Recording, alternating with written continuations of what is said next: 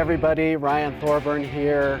Pleased to be joined by Andy Sandoval, the Senior Superintendent of GE Johnson Construction. We're gonna give you guys an update on the Restore the War project. Andy, first of all, it's remarkable how far this has come already. I mean, Wyoming's last home game was November 18th against Hawaii. I know you guys did some work ahead of time, but since November 18th, you've been rolling. Just kind of give us an update on how phase one of this project's going so far. First, everybody wants to know, are we on schedule? Yes, we are on schedule. There will be football at Jonah Field this year. What you see, in the background is some precast construction going on right now. That is on schedule. That should wrap up at the end of this month, the actual erection of the precast. And then you're going to see some seats, some bleachers going in throughout the month of June, and some railings.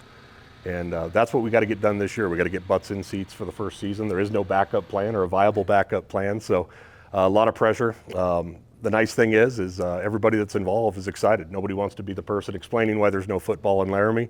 They have motivation. They're excited to be here. But it's an exciting project to be a part of. Of course, the extreme deadline is September 7th. Wyoming hosts Idaho in the home opener. When we started spring football practice, you could see the field house. I mean, all of the lower bleachers were out. Now you can see that the new, the foundation is there to put in the new seat backs with cup holders and the whole 9 yards. What's the next step for you guys as you kind of rebuild the west side? Well, the west side, for turnover, like I said, we have to have the bleachers done on the lower bowl. It's a much needed upgrade. The original was built in 1950. This is going to be a lot of improvements. The fans are going to be appreciative of it. It's a tremendous upgrade for like the restroom facilities that'll be going under there. That work will continue to go on throughout the season and then through next year, and it'll all be turned over for the season of 2025. The press box work, you also see at the upper side of the west stands. We can't start that until after next season. There'll be some asbestos abatement. There's going to be a large-scale demolition of the elevator and of the press box, and then we'll get that put in place as well by 2025. Of course, usually change is difficult with a historic venue. It's sometimes people, wonder about that, but I think people are really going to love the fact that you're really enhancing the restroom situation, the concessions. I mean, the west side is going to be much more livable. It is, and Brown and Gold's another store that we're nearing placing the concrete slab for that area. That'll be up on the north side of the stadium now, but just a tremendous amount of upgrades. For a stadium to stand almost 75 years, I mean, you can imagine what's changed in the world in the last 75 years. So it was a much needed upgrade.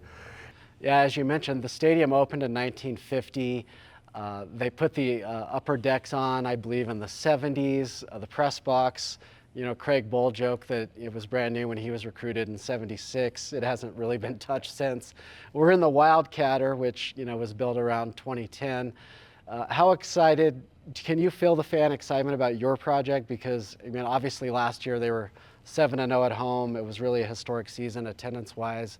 It does. My crew, we went to all the home games last year. It's an incredible venue to watch games. Talking to some of the opposing fans, the Texas Tech fans that were here, although they probably didn't like the outcome, they really thought it was a neat experience here. We're here to make that better, and make it a little more fan-friendly. The excitement from our crews, everybody wants to be a part of this. The Restore the War effort, as it's affectionately being called, it's a neat thing to be a part of. One of the greatest jobs we've ever done and been a part of. So we're happy to be here. And before we get out of here, I mean, part of phase two is also going to be a premium seating area between, the lower and upper decks, and fans will get to enjoy that in 2025. But can you kind of explain how the stadium will change its look even during the season next year? It will. We're going to continue to work throughout the season. We'll shut down on game days, perhaps a day or two in advance, depending on the magnitude of the game and how many TV trucks we need to accommodate. But as you'll see, there'll be a tremendous amount of progress those 2 months. And then that club level is going to be very close to being, by looking at it, it'll look done by the end of the season. We may have a few finishes and touch-ups and a few things to get our occupancy, but that's going to be a neat area, something that the fans have not seen here. The design team's doing a great job putting things together, the finishes. It's not being done in a vacuum. A lot of feedback from athletics, from the fans. So we know we're in the focus. We know that we can't fail. That's not an option. and it's exciting. It's exciting to be a part of, and Wyoming football is just an exciting venue to be at. All right, everybody, I know it seems like football's a long way away, but for Andy and the crew, it's going to be here before we know it. Good luck with the deadline, and look forward to seeing everyone at the War on September 7th. Thanks for having us.